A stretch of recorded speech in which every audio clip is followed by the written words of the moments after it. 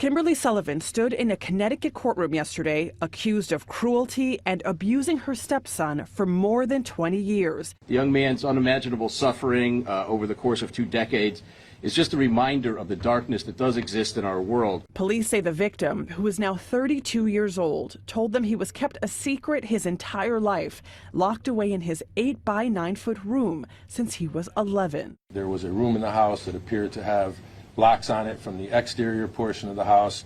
They began to speak to the male victim, who disclosed that he was being held captive in the house for an extended period of time. The emaciated man, who at 5 feet 9 inches tall, weighed only 68 pounds when he was found by police.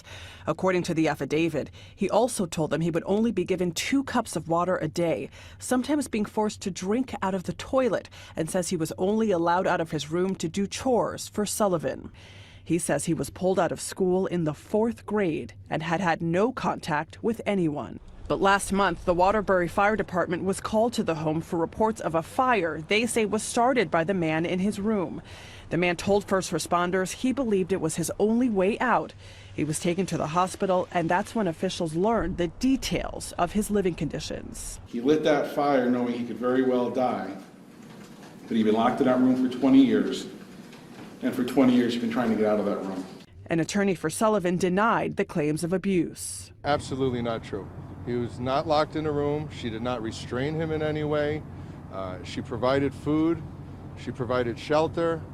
She is blown away by these allegations. Sullivan is being held on a $300,000 bond. She is due back in court at the end of the month. The victim remains in a medical facility for treatment. Adriana Diaz, CBS News, New York.